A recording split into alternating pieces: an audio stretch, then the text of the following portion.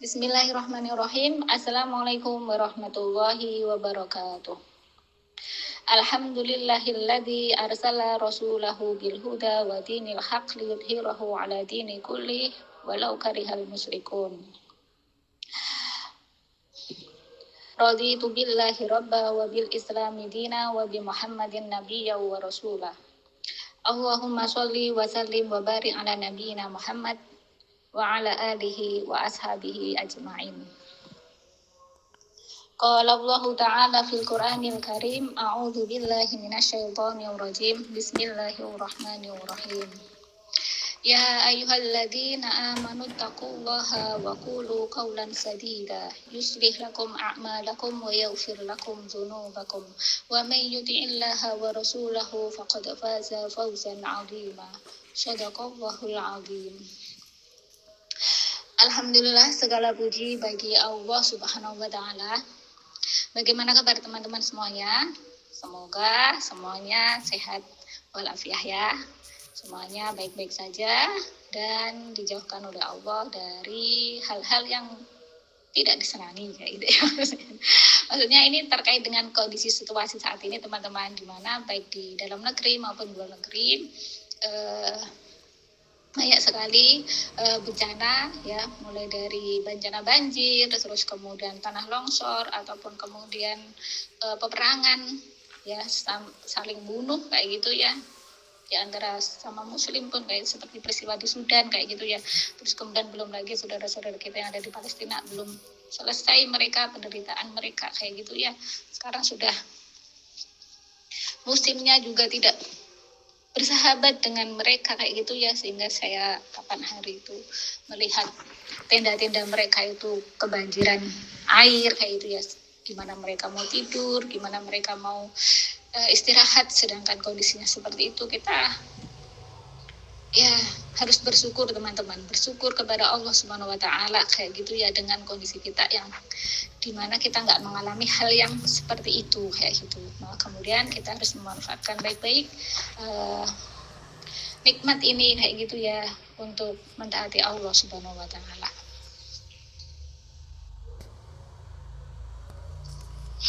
Teman-teman rahimakumullah, kita hari ini sampai di Jumat yang kelima dari Jumadil Ula atau Jumadil Awal kayak gitu ya. Dan untuk Jumat yang kelima itu tidak ada materi kayak gitu. Nah, tapi saya mikir saya ada buku kayak gitu ya, kenapa kemudian saya tidak mereviewnya atau mengulasnya sedikit kayak gitu, siapa tahu ini bermanfaat bagi teman-teman semuanya kayak gitu ya. Atau sekaligus siapa tahu ada yang berminat untuk kemudian mengkonsumsi buku ini gitu. Jadi buku ini saya kasih judul Bekal Muslimah Menjadi Berkualitas. Berkualitas di sini itu saya kembalikan kepada firman Allah Subhanahu wa Ta'ala dalam Quran surah Al-Hujurat ayat 13. Di ayat itu Allah Subhanahu wa Ta'ala berfirman, A'udzu billahi minasyaitonir rajim. Bismillahirrahmanirrahim. Ya ayuhan nasu inna khalaqnakum min dzakari wa untha wa ja'alnakum syu'uban wa qabaila lita'arafu. Inna akramakum 'indallahi atqakum. Innallaha alimun khabir. Shadaqallahul 'azim.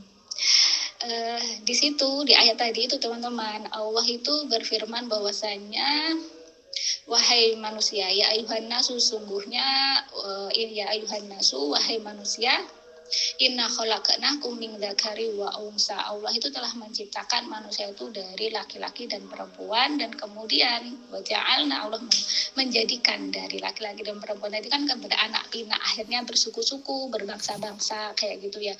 Terus kemudian Allah tetapkan bahwasanya inna akramakum indallahi atqakum, sungguhnya orang yang paling mulia, inna akramakum, paling mulia di sisi Allah itu adalah yang bertakwa kayak gitu. Jadi berkualitas di sini itu adalah maksudnya bertakwa gitu teman-teman. Jadi bekal muslimah menjadi bertakwa, tapi saya bahasakan berkualitas ya, judul kayak gitu ya, untuk ya salah satunya menarik pembaca kayak gitu ya. Jadi kembalinya ke situ, yaitu bertakwa, beriman, bertakwa, kemudian beramal soleh kayak gitu. Jadi itulah yang maksud dari judul itu. Adapun buku ini bahasanya gaul. Kenapa? Karena memang buku ini saya tulis untuk kalangan pemudi kayak gitu ya, maksudnya untuk generasi milenial kayak gitu ya, atau generasi yang disebut generasi Y, generasi Z, generasi No dan sebagainya. Itu ya khususnya bagi memang yang belum menikah kayak gitu ya. Buku ini memang saya waktu nulis itu arahnya ke situ, maka kemudian bahasanya itu ya semi gaul gitu ya. Mungkin kalau teman-teman baca itu kadang-kadang akan senyum-senyum sendiri gitu ketika membacanya gitu. Nah, teman-teman rahimakumullah, hari ini buku ini ada 9 judul ya. Sebagaimana di slide yang saya bagikan itu ada 9 judul, dan saya akan mengulasnya sedikit demi sedikit kayak gitu ya dari 9 judul itu.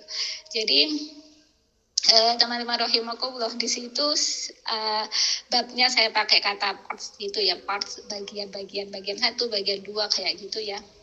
Saya awali dari yang pertama itu adalah dunia untuk akhirat, kemudian yang kedua bisa beribadah itu nikmat, kemudian yang ketiga adalah tuntutlah ilmu selagi hidup, yang keempat gaul syar'i zaman now, kemudian yang kelima menjadi single menari abad now, yang keenam enjoy di tempat kerja, yang ketujuh keluarga sakinah zaman now, 8 mengelola keuangan yang berkah, 9 AMNM amal ma'ruf nahi mungkar, kenapa enggak kayak gitu.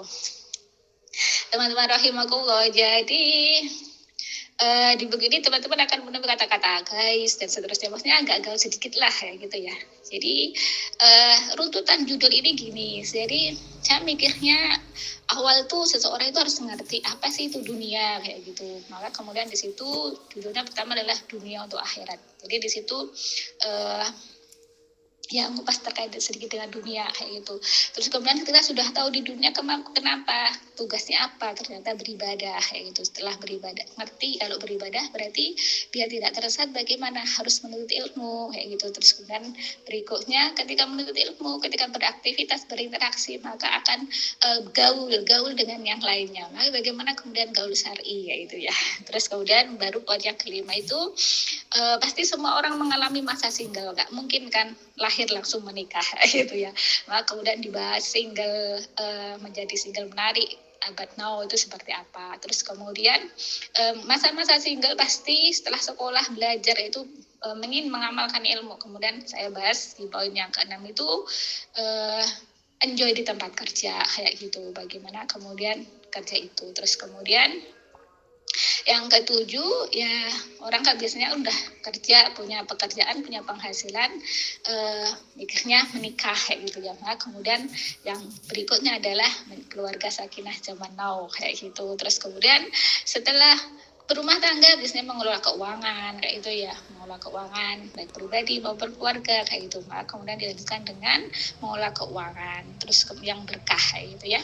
Terus kemudian berikutnya ya salah satu amanah setiap muslim ya, itu adalah amal ma'ruf nahi mungkar kayak gitu ya. Jadi ini semua muslim itu memiliki kewajiban untuk amal ma'ruf nahi mungkar ya.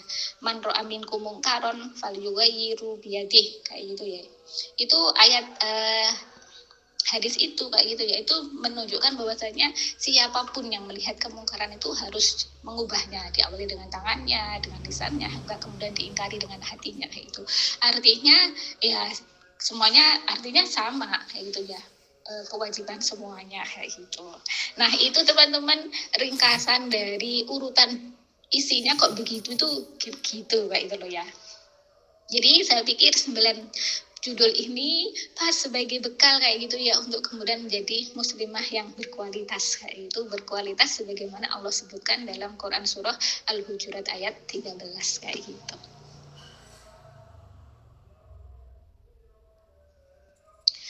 Teman-teman rahimakumullah, ini sedikit-sedikit aja ya teman-teman. Ini jadi di bagian 1 atau part 1 itu adalah dunia untuk akhirat kayak gitu.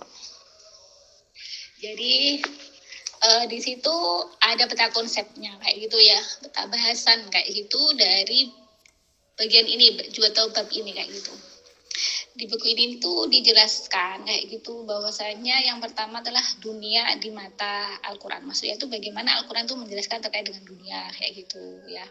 Ringkasnya kayak gitu, dunia itu dijadikan indah dalam pandangan manusia ya. Jadi kemudian Al-Quran juga menerangkan bahwasanya dunia itu kesenangan yang menipu gitu. Jadi ini kan bekal yang penting nih bagi para remaja nih kayak gitu ya.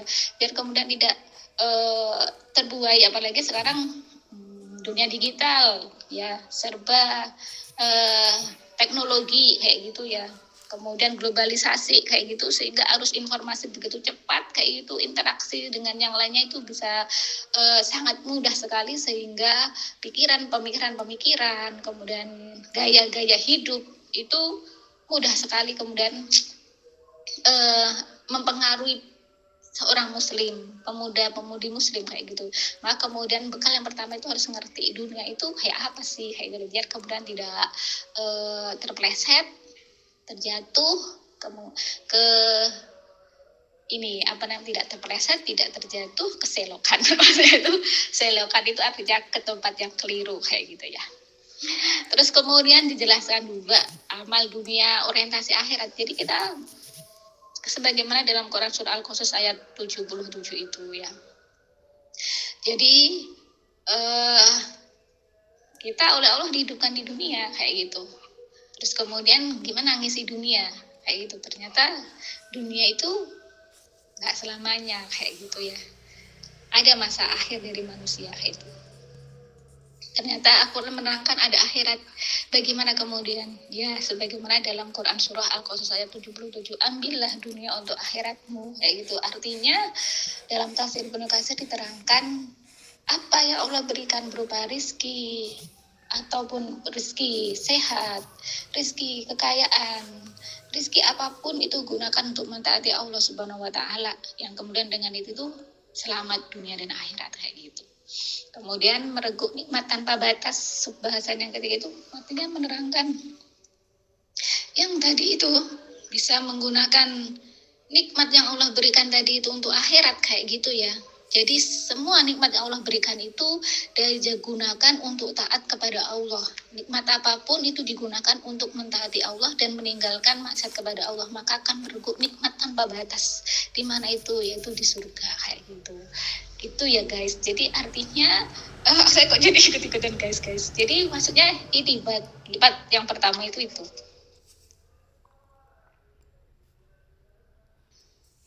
Nah, teman-teman rahimakumullah, berikutnya adalah bagian yang kedua. Part yang kedua itu adalah bisa beribadah itu nikmat kayak gitu. Nah, tadi setelah diterangkan di bagian yang pertama bahwasanya berbagai macam rizki yang Allah berikan, apapun itu bentuknya kayak gitu ya, itu kita gunakan untuk taat kepada Allah, untuk mengarungi kehidupan yang serba sangat seperti saat ini kayak itu ya, persaingan global semuanya kayak itu ya, dalam bidang berbagai macam hal kayak gitu.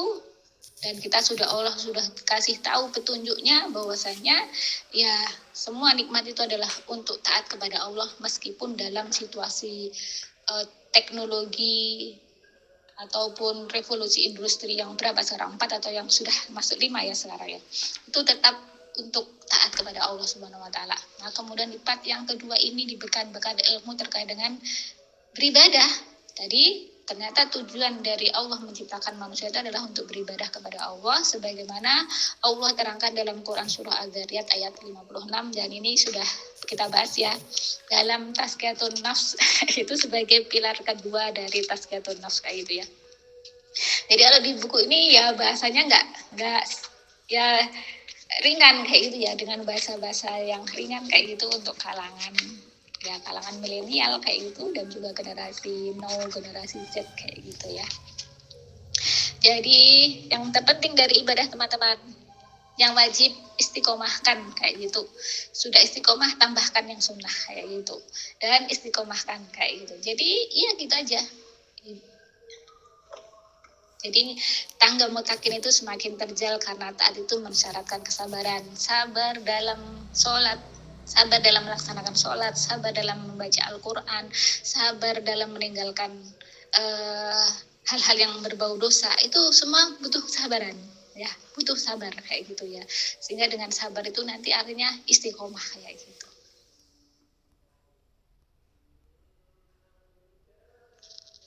Nah, teman-teman rahimakumullah, poin yang ketiga atau part yang ketiga dari buku ini adalah tuntutan ilmu selagi hidup. Jadi kalau kita sudah ngerti, kita itu oleh Allah diperintahkan untuk beribadah dan melalui kehidupan, maka yang dibutuhkan itu apa? Ilmu. Biar kemudian tadi itu tidak terpeleset, tidak terjatuh, tidak masuk ke jurang, tidak masuk ke selokan yang itu menjadikan kita itu tersesat jalan kayak gitu. Penting ini bagi kalangan pemuda-pemudi ini kayak gitu untuk kemudian terus belajar ilmu agama kayak gitu ya. Jadi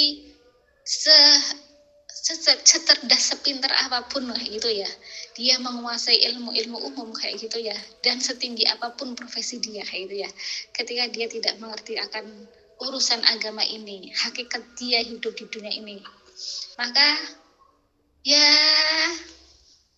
apa ya, ibarat pohon dia nggak akan berbuah kayak gitu ya.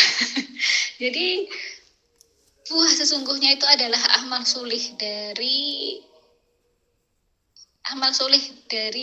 ya, buah sesungguhnya itu adalah amal soleh itu.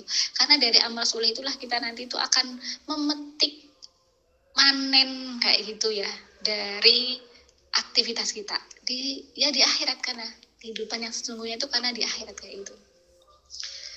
Jadi kalau kemudian nggak nuntut ilmu selagi masih muda itu ya alamat kayak gitu ya. Makanya kemudian sekolah itu menjadi kewajiban negara untuk menyelenggarakan pendidikan, dan kemudian menyelenggarakan pendidikan hingga kemudian rakyatnya itu bisa sekolah, bisa menikmati ilmu sehingga memiliki bekal mengarungi kehidupan ini kayak gitu ya, dan tidak terbawa oleh arus yang tidak benar kayak gitu. Maka negara pun juga harus membuat benteng kayak gitu ya, sehingga pendidikannya itu bisa menjadikan anak didiknya itu ngerti kayak gitu, ngerti urusan dunia ini kayak gitu ya, dan juga ngerti untuk apa misi dunia ini kayak gitu. Maka kemudian ada pelajaran agama ya yang wajib itu harus diberikan kayak gitu ya. Karena ya tadi itu sia-sia tanpa mengerti bahwasanya akhirat kehidupan yang kekal kayak gitu. Nah, dalam Quran surah Al-Isra ayat 36 itu menjadi apa ya?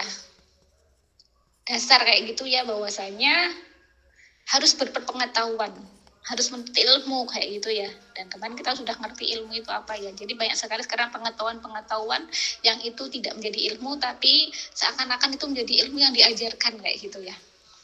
Jadi saya ambil contoh misalkan kebebasan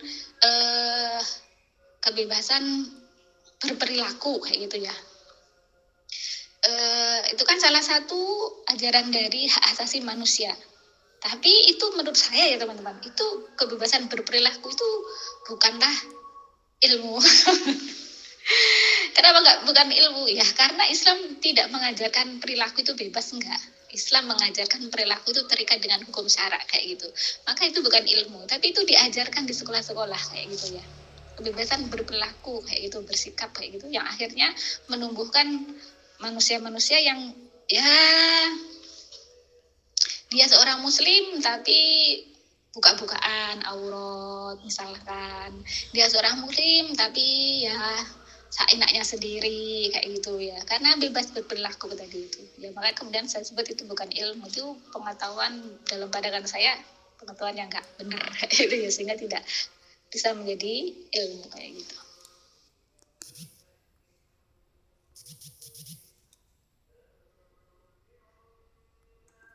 Nah, teman-teman rahimakumullah, yang berikutnya adalah part yang keempat, itu adalah gaul syar'i zaman now. Nah, ini yang penting teman-teman. Jadi bahasan ini pas sekali untuk dibaca oleh kalangan generasi milenial ataupun ya yang udah berkeluarga pun juga bisa itu ya, biar ngerti gaul yang syar'i itu yang gimana. Kenapa? Karena saat ini kan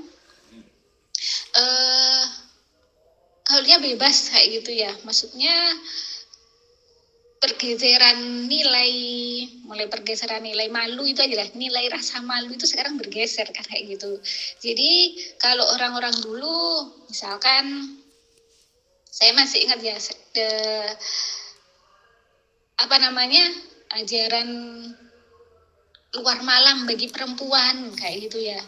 Itu dulu di Jawa ya, itu di Indonesia kayak gitu ya, itu kalau sudah malam nggak boleh keluar perempuan tuh kalau sudah malam di rumah kayak gitu ya. Tapi kalau sekarang terus kemudian pergeseran terkait dengan malu terkait dengan gaul laki-laki dan perempuan sekarang sudah bergeser, rasa malu itu bergeser, bukannya bergeser ya, pergeseran malu itu sama dengan pergeseran iman teman-teman. Kenapa? Karena al-haya'u minal iman, malu itu bagian dari iman, itu pesannya Rasulullah SAW. Jadi kalau sudah malu itu tergeser, gak izin gitu ya, gak izin ketika pakai baju minim kayak gitu ya, pahanya kelihatan, bajunya metetek kayak gitu ya, sampai kemudian bentuk lekuk-lekuk, itu nggak malu, nggak izin, itu tuh ada pergeseran iman kayak gitu. Karena iman itu yang memunculkan malu dilihat orang kayak gini, bajunya seksi-seksi kayak gitu ya, kemudian auratnya kelihatan, itu tuh sekarang bergeser, malah dirubah oleh mainstream saat ini kayak itu ya, dengan arus globalisasi film, globalisasi informasi, dunia internet, itu Barat itu menayangkan sosok-sosok perempuan yang dia itu pakai baju bebas, ketat, super ketat kayak gitu ya. Itu mempengaruhi pemikiran anak-anak remaja saat ini, sehingga gak jarang dia seorang muslim tapi malu berkerudung, dia lebih pede kemudian pakai baju-baju yang minim kayak itu ya, menampakkan auratnya kayak gitu. Jadi ini bahaya kayak gitu ya, bahaya di tengah-tengah generasi Islam kayak gitu ya, yang lebih pede dengan yang kayak gaulnya orang-orang Barat kayak gitu ya.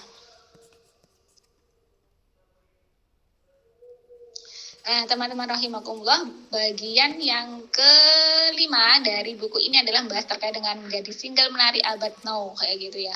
Di sini kayak gitu ya, dijelaskan di buku ini ada poin single masa optimal karya dan single high quality with Islam kayak gitu ya. Jadi semua orang pasti mengalami masa single, cuma beda-beda aja.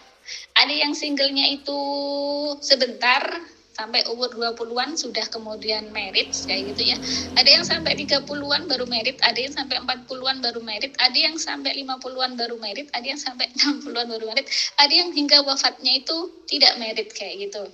Dan ini sudah kita bahas juga, bahasan ini di bahasan keajaiban penciptaan terkait dengan merit, adanya fenomena orang sampai meninggal kok nggak merit. Kenapa? Karena itu memang sudah diterangkan dalam Al-Quran ya, keberadaan terkait dengan kata kholako sama ja'alna. Kalau teman-teman masih ingat, silahkan nanti kalau lupa bisa dibuka di YouTube ya, terkait dengan bahasan fenomena adanya orang yang sampai meninggal tidak merit kayak gitu ya. Nah, jadi masa single itu ya harusnya menjadi masa berkarya kayak gitu. Kenapa? Karena memang nggak dibebani siapapun kayak gitu ya. Jadi di buku ini nanti diterangkan contoh-contoh kalau di masa single kita menghasilkan apa, padahal banyak sekali para tokoh itu mereka yang bisa menghasilkan karya di masa singlenya kayak gitu ya. Jadi itu nanti bisa dibuka kayak gitu. Bagaimana kemudian menjadi high quality with Islam dalam kondisi masih single kayak gitu ya. Jadi ya itu teman-teman ya, saya nggak bahas banyak ini karena waktunya juga sudah jam 2. Nah, teman-teman rahimakumullah, poin parts yang ke-6 adalah enjoy di tempat kerja. Ya, ini enjoy di tempat kerja. Di tempat kerja itu kalau tadi dalam bahasan part 2 bisa beribadah itu nikmat. Nanti di situ ada bahasan ya semuanya untuk ibadah. Ternyata kerja itu pun juga untuk ibadah kayak gitu ya. Bagi bapak-bapak, bagi cara laki-laki, kerja itu adalah ya menghidupi dirinya dan juga orang-orang di bawah tanggung jawab dia kayak gitu loh. Adapun bagi perempuan, kerja itu hartanya untuk dia kayak gitu ya. Kalau dia untuk keluarganya, itu namanya sedekah kayak gitu.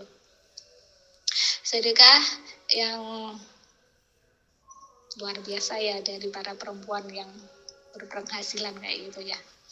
Nanti di sini diterangkan teman-teman, ini biar kemudian tidak kemudian memiliki pemahaman wanita itu rendah martabatnya ketika tidak bekerja.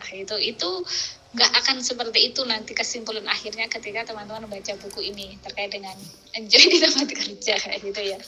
Jadi teman-teman rahimakumullah ya, terkait dengan bahasan ini teman-teman baca aja deh di buku saya kayak gitu ya, terkait dengan enjoy di tempat kerja kayak gitu ya, bahwasanya ya kerja itu yang pertama adalah pengamalan ilmu kayak gitu ya. Jadi di buku ini diterangkan ilmu terkait dengan ilmu, bahwasanya pengamalan ilmu itu salah satunya adalah bekerja. Yang mana pengamalan ilmu yang bernilai materi itu ya memang bekerja itu tadi kayak itu. Kalau kita punya ilmu tentang sholat, kita praktikin sholat, kita nggak dikasih uang oleh Allah kayak gitu ya. Maksudnya tidak berbelas langsung uang, dikasih uang gitu. Kecuali kalau anak-anak kecil belajar sholat, mau rajin sholat dikasih uang oleh ibunya, itu kan beda lagi konteksnya kayak itu ya. Tapi kalau mengamalkan ilmu dalam bentuk kerja itu ya sudah berpahala. Nyatanya benar beribadah, dapat uang kayak gitu ya. Ya itu lah yang Allah telah tetapkan kayak gitu ya. Bagi mereka yang kemudian mengamalkan ilmu dalam aktivitas pekerjaan yang bernilai materi kayak gitu.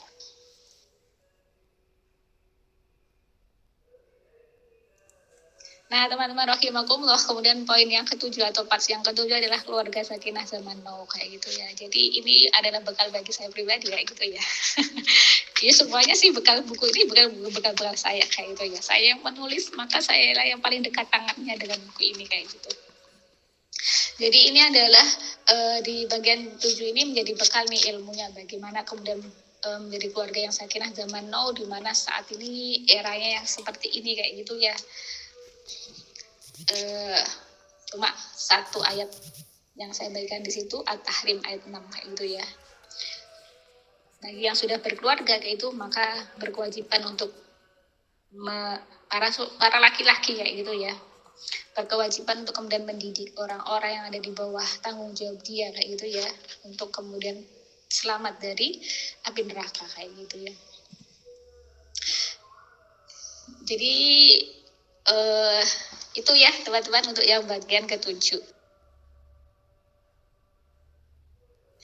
Nah, teman-teman rahimakumullah, bagi part yang ke-8 adalah mengolah keuangan yang berkah ya gitu. Jadi penting kayak gitu kemudian dipahami teman-teman, bahwasanya urgensi mengatur keuangan pribadi karena ada hak Allah atas rezeki yang kita terima kayak gitu. Jadi Allah itu ada hak atas rezeki yang Allah berikan kayak gitu. Maka kemudian berkahnya itu ketika apa? Ya kita memberikan haknya Allah atas harta yang Allah berikan. Atau kemudian kita memberikan hak, ada hak orang lain atas rezeki kita. Makanya dalam Islam itu ada sedekah, ada infak kayak gitu ya. Itu sebagai jalan kayak gitu ya, untuk kemudian menyalurkan hak-hak orang lain dalam rezeki yang kita berikan. Makanya kalau dalam Islam ada zakat makan, itu wajib kayak gitu ya. Zakat mal kayak gitu ya. Di situ ada hak 8 asnaf itu untuk kemudian menerima menerima bagian dari mal yang Allah berikan kepada kita kayak gitu. Nah itu ya teman-teman ya. Ini saya menerangkan ini kok malah nggak bisa gaul, padahal saya pengennya bisa segaul dengan bahasa yang ada dalam buku ini ya. Tapi saya nggak bisa menerangkan segaul yang ada di buku ini. Nah, teman-teman rahimakumullah, adapun part yang ke-9 itu adalah amal ma'ruf nahi mungkar. Kenapa enggak kayak gitu, yaitu saya ganti dengan slide di situ ya. Dari dalam Quran surah Fussilat ayat 33.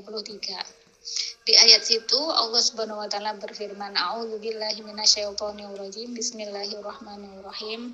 Wa man ahsanu qawlan mimman da'a ila Allahi wa 'amila sholihan wa qala innani minal muslimin. Shadaqallahul azim. Teman-teman rahimakumullah, di ayat itu ya Allah terangkan, dan siapakah yang kemudian lebih baik perkataannya daripada orang yang menyeru kepada Allah kayak gitu ya. Dalam tafsirnya Ibnu Katsir diterangkan, itu menyeru untuk kemudian beribadah kepada Allah, untuk menyembah Allah, dan juga untuk mentaati Allah Subhanahu wa taala kayak gitu. Dan juga kemudian beramal soleh dan berkata, sungguhnya kami atau aku kayak itu, sungguhnya aku termasuk orang-orang muslim atau orang-orang yang berserah diri kepada Allah Subhanahu wa taala.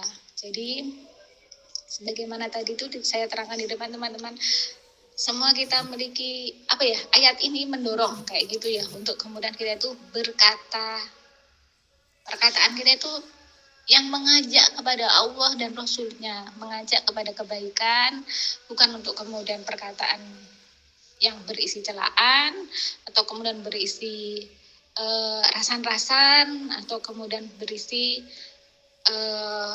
kebohongan atau kemudian perkataan yang sia-sia. Dalam hadisnya Rasulullah SAW itu, min husnil islamil mar'i tarkuhu ma la ya'ni. Di antara tanda baiknya keislaman seseorang itu apa? Dia meninggalkan apa-apa yang tidak bermanfaat bagi dia, termasuk perkataan. Dan insya Allah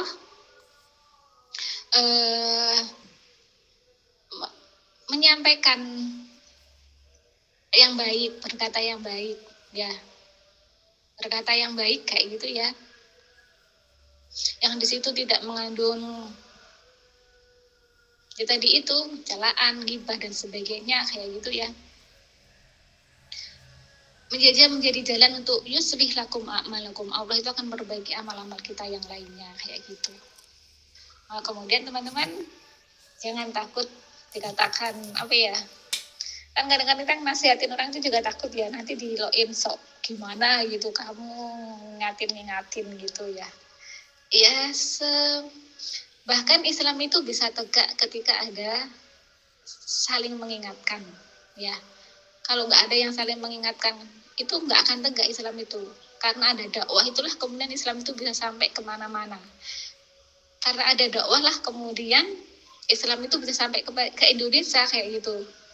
Nah kemudian ya tadi itu, semuanya memiliki kewajiban untuk beramal ma'ruf nahi munkar. Nah teman-teman rahimakumullah, demikianlah ulasan sedikit terkait dengan buku Bekal Muslimah Menjadi Berkualitas kayak gitu ya, dari 9 parts yang ada dalam buku yang saya tulis ini kayak gitu ya. Saya itu suka nulis itu, ingat saya nulis buku gitu ya, berawal dari blog yang saya buat. Terus kemudian tesis saya S2 itu saya bukukan. Habis itu pengen lagi buat buku, ikut ontologi itu, terus dan seterusnya gitu ya.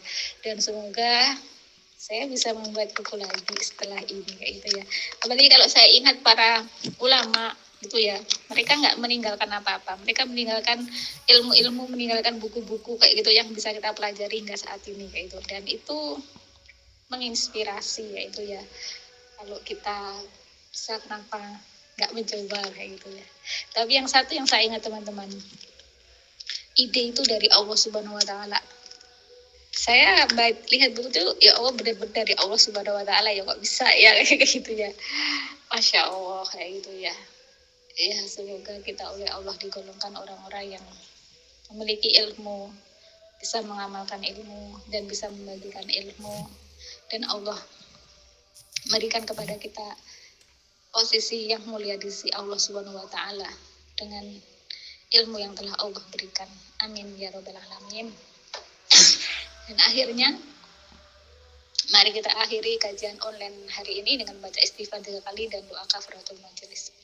Astaghfirullahaladzim, astaghfirullahaladzim, astaghfirullahaladzim, subhanakallahumma wa bihamdika, asyhadu an la ilaha illa anta, astaghfiruka wa atubu ilaik.